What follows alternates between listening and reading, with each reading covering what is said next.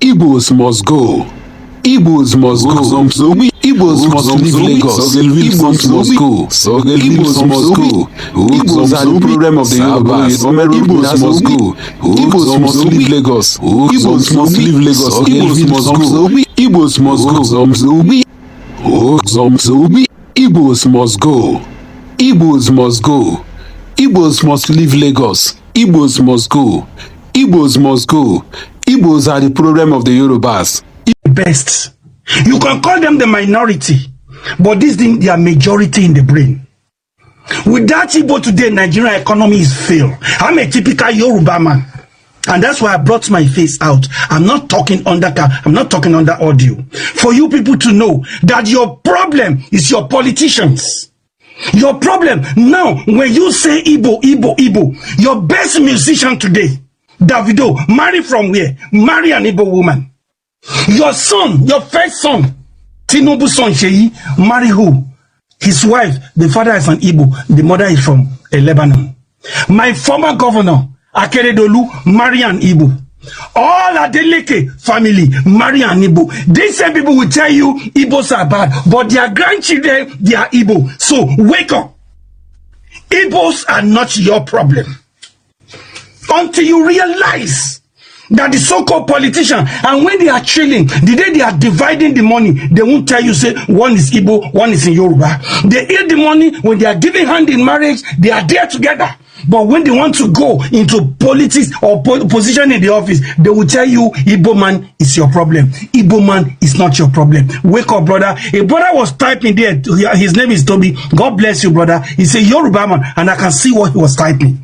Until the day we realize that this so-called politician, this political cartel that make your life miserable today, that make Nigeria where they are today, you cannot go out in the night. The Boko Haram are there, the ISWAP are there, but you are calling Igbo.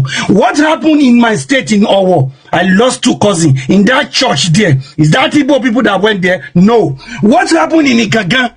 When they unalive Dr. Aborode that came from Germany to come and set up farm to become employer of labor, the people that unalive him, are they Igbo people? Until you wake up that Igbo people are not your problem. So when you are coming, Igbo must go, Igbo must go. A brother was saying something. He said, if you are in America, I've never seen a man come from New York, tell the man that you are from Washington, D.C., or tell the man that from Maryland that no, you don't belong here. It's only poor people that fighting for tribe.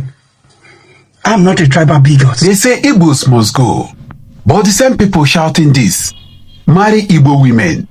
They say Igbos are the problem. Yet Nigeria's biggest musician married an Igbo woman. The president's son married an Igbo woman. The Adelekes married Igbo women. Even late Akeredolu married an Igbo woman. So let's ask you one question this afternoon. If Igbos are the issue, why do the most powerful Yoruba families choose them as wives? This is not coming from an Igbo man. This is coming from a Yoruba man. And what he said has shaken Nigeria. Welcome back. What you are about to hear is one of the most honest and dangerous truths spoken in Nigeria today, because it exposes tribal hatred for what it really is. A political scam. A Yoruba man looked Nigeria in the face and said something bold. You can call the Igbos a minority, but they are majority in the brain. He went further.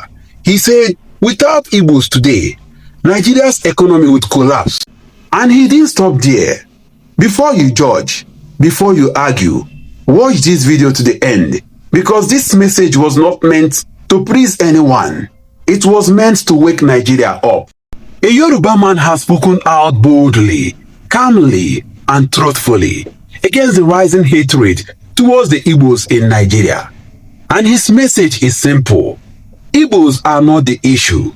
He begins by challenging the insult many people casually throw around. You can call the Igbos a minority if you like, he says, but they are a majority in the brain. That one sentence alone tells a deep story. From trade to technology, from medicine to manufacturing, from markets in Lagos to businesses across Africa. Remove the Igbo presence and Nigeria's economy trembles. Then he makes something very clear. I am a typical Yoruba man. I am telling you the truth. According to him, the real issue is not tribe. It is politicians. Because look at the hypocrisy. Nigeria's biggest music star today, Davido, a proud Yoruba man, married Chioma, an Igbo woman. The son of the president, Seyi Tinubu, married an Igbo woman. The powerful Adeleke family, Yoruba royalty, married Igbo women. The late former governor of Ondo State, Rotimi Akeredolu, married an Igbo woman. Yet, these same elites allow ordinary people to shout, Igbos must go. He puts it bluntly. They will tell you Igbos are bad, but their wives are Igbo, and their children are Igbo. So who is lying? He goes further and destroys another dangerous lie. He reminds Nigerians that Boko Haram, which has killed innocent people across Nigeria, including in Yoruba land, is not Igbo. Yet somehow, the anger is redirected. Why? Because politicians understand something powerful. When you divide the poor by tribe, they will never unite against bad leadership. He explains it clearly. Politicians eat together. They drink together. They attend weddings together. Their children marry across tribes. But when election season comes, they return to tribal language because it works. Then he gives an example that hit hard.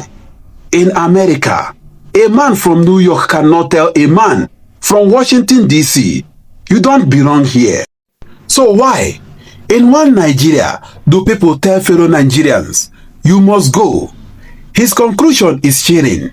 Tribal hatred is not patriotism, it is manipulation. Nigeria is not failing because of Igbos. Nigeria is failing because ordinary people are fighting imaginary enemies. While the real enemies wear agbada, suits and smiles. If 2026 will be another year of ethnic tension, then voices like this must be heard louder than ever. Because the truth is uncomfortable, but silence is dangerous. Until the day we realize that this so-called politician, this political cartel that make your life miserable today, that make Nigeria where they are today, you cannot go out in the night. The Boko Haram are there, the ISWAP are there, but you are calling Igbo. What happened in my state in Owo? I lost 2 cousins in that church there. Is that Igbo people that went there? No. What happened in Ikaga? When they unalive Dr. Aborode that came from Germany to come and set up farm to become employer of labor, the people that unalive him, are they Igbo people? Until you wake up that Igbo people are not your problem. So when you are coming, Igbo must go, Igbo must go. A brother was saying something. He said, if you are in America, I've never seen a man come from New York, tell the man that you are from Washington, D.C., or tell the man that from Maryland that no, you don't belong here. It's only poor people that are fighting for tribe. I'm not a tribal bigot.